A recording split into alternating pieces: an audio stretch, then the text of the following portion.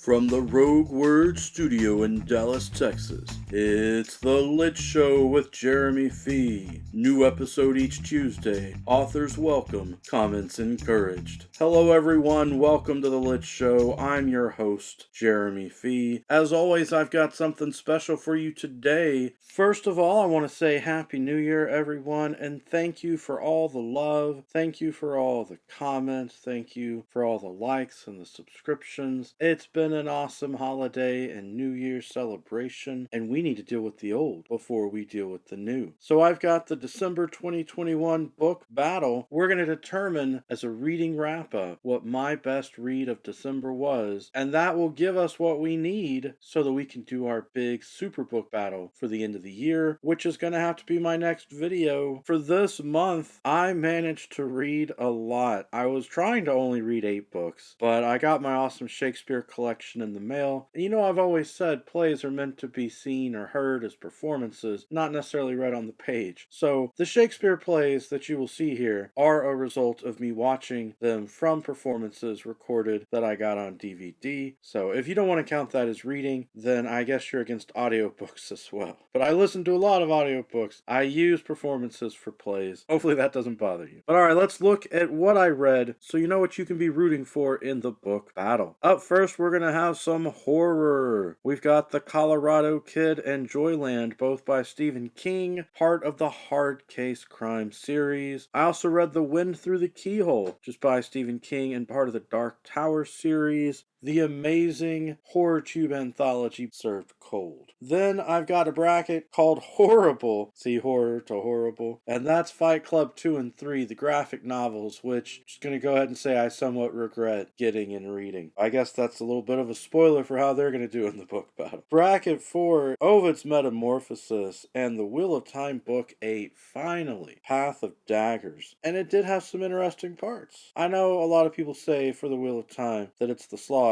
and believe me, it felt like a slog because I started it in July. Bracket 5, Fantasy and Sci-Fi. This is where we have got a novella by BookTube's own David Wiley. It's A Merchant in Orient. It's up against Roxy by Neil Shusterman. Neil Shusterman being one of my all-time favorite authors. Writes a lot of great stuff. Bracket 6 is where we begin our drama section. Moving on down with Shakespeare. All's Well That Ends Well up against Antony and Cleopatra. Bracket 7 will be the Comedy of Errors against Coriolanus, and Bracket 8, Cymbeline against The Winter's Tale. All 6 of those are Shakespearean plays. Alright, let's head back on up. Looking at The Colorado Kid versus Joyland, I enjoyed both of these reads a whole lot. I highly recommend the Hard Case Crime books by Stephen King. I feel like they're a bit different from his normal books, and maybe that's why he gives them to Hard Case Crime. Both of these books were good, and I think I gave them both 4-star ratings on the Goodreads website. I was able to get through The Colorado Kid faster. I was happy with the idea that it was going to be an unresolved mystery, and so I'm going to say that that book advances. Though Joyland is very good, I found that I dragged some in my reading of Joyland. So that one's a close call, as I'm sure several of these might be. But officially, The Colorado Kid is moving up in the brackets in the tournament. For The Wind Through the Keyhole, we've got that up served cold. As much as I enjoy The Dark Tower, it's got its moments, it's also got its weaknesses. Short story collections can be like that too. They can have their strengths and weaknesses, but I enjoyed Served Cold overall. I may be biased because I watch YouTube channels with these authors in them, but I'm giving Served Cold the bump up into the next level of the tournament. For Fight Club 2 and 3, I wish I could just make both of them lose. You have to understand, I was a huge fan of Fight Club. The book was published in 1995, the film 1999. I loved the film, I read the book after the film, and I tried to read Chuck Palahniuk's books after that, the author, because I thought he was so amazing with Fight Club. And I did enjoy about 6 more of his books, but then I kept reading probably another 4 or 5 of his books before I finally just gave up and was like, these have gotten a little too weird. So I should have known going into Fight Club 2 and 3, gotten a little too weird. Also, the reviews online, if you read them, people warn you. They're like, do not buy these books. I regret reading these books. For the sake of having to advance one of them, I'll advance the Fight Club 2 graphic novel above 3 because 2 at least had some semblance of a plot with a conclusion. Book 3 didn't make any sense to me at all with the plot, especially after 2. The fact that 3 could even exist after 2 blew my mind. So 2 is advancing. The next pairing, Ovid's Metamorphosis, so amazing. I mean, really amazing. There's so much you could say about it because it's a collection of so many stories, so much mythology in there. Up against Wheel of Time Book 8, Path of Daggers does drag. And that is my main complaint with the Wheel of Time series. There are a lot of places where it just drags. As if Robert Jordan thought, I could just finish this in a few books, but why? Why not draw it out and publish more books and make more money? Ovid's The Metamorphosis is advancing over the Wheel of Time Book 8. Moving right along, the next pairing, we've got A Merchant in Oria by David Wiley up against Roxy by Neil Shusterman. This is a tough battle for David Wiley's book because I am such a huge fan of Neil Shusterman. I'm inclined to automatically read everything that he publishes. I want to know everything he has to say in his interviews and all of that. This book was strange. It is very controversial because of the way that it deals with medications for things like ADHD, and there were a lot of people offended by it. I can understand. It's also a weird read. So thank goodness A Merchant in Oria is a wonderful fantasy story. It's well written. It's a lot of fun, really. And as a novella, you can read it in just 1 or 2 sittings very quickly. I believe A Merchant in Oria deserves the win over Neil Shusterman, and that's saying a lot. Merchant in Oria is advancing. For bracket 6, here we go with Shakespeare. All's Well That Ends Well against Antony and Cleopatra. I'm afraid that All's Well That Ends Well is not going to be ending up in the next level of the bracket. I just got annoyed by some of the drama. I felt like the characters were whining and complaining a bit too much. You know, like the line from Hamlet, methinks the lady doth protest too much. It just got to be a bit too much. So in comparing these two, I prefer Antony and Cleopatra Comedy of Errors up against Coriolanus. The Comedy of Errors is funny in some ways, but it's also annoying in some ways. By default, I'm going to let Coriolanus advance this time. I don't know how far it's going to get after this, though. Next up is Cymbeline against The Winter's Tale. The Winter's Tale is such a strange play. It is one of Shakespeare's least produced, least performed plays, but it's fun. It's famous for having a line in the text that says that there's a bear chasing a man off stage. And yes, in the play, there is a bear that just kind of comes out of nowhere and chases a man off stage, supposedly eating him. Because, you know, they don't want to show that on the stage. But there's the death of a character via bear. Gonna let The Winter's Tale survive in the tournament so far. That will take us up to quarterfinals, where we head back on up to the top.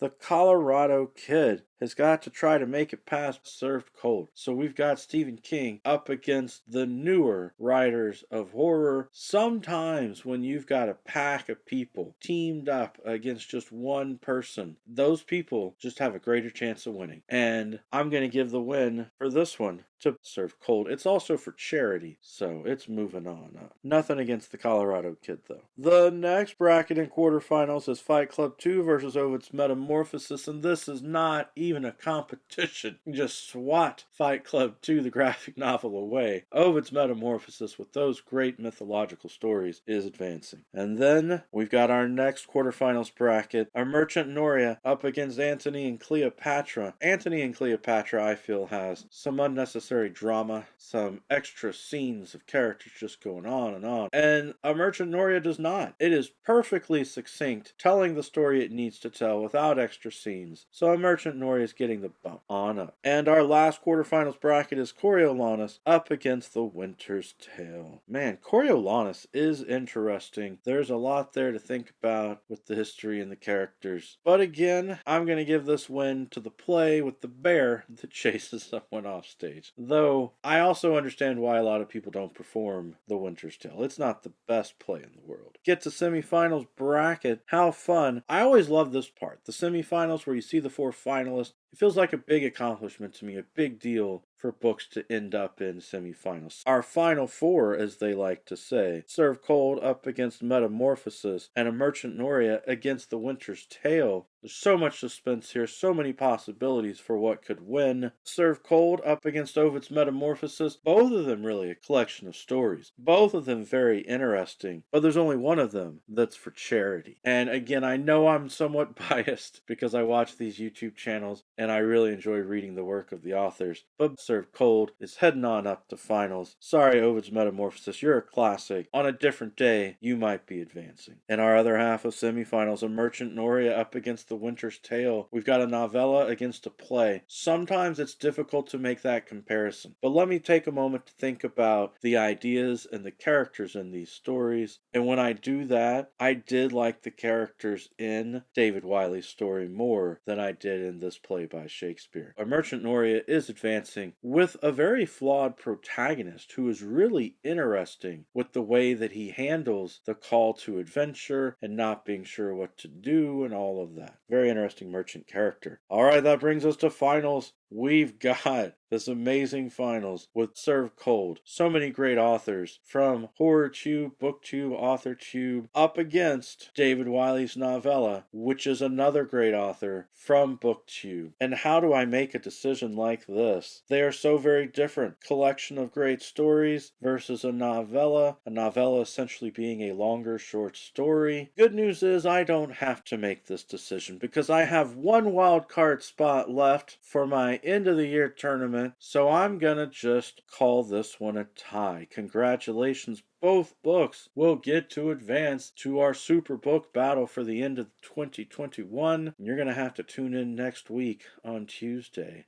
to find out what's going to happen. But that means we can put in the December spot Served Cold, and in our fourth wildcard spot A Merchant Noria, and that gives us all 16 of the works that will be competing for my best read of 2021. At the end of these, I've been giving my TBR for the next month, and I can give kind of a mini TBR now, and in doing so, a couple of shout outs. Priscilla Bettis has a book out. I found out about it from Steve's channel, Steve Talks Books. I'm very excited to read Priscilla Bettis's novella. I'll put a link. The Hay Bell, I've already pre-ordered it. I recommend that you pre-order it as well. Priscilla Bettis is a wonderful member of the community. Even though I don't believe she has a BookTube or AuthorTube channel, she is constantly interacting, especially in HorrorTube, to what people are posting and commenting on people's videos, which is awesome. Also, another one of my former students has a book out, Eve Batoba, who I taught many years ago, a long time ago. He has published a book called Immigrant American.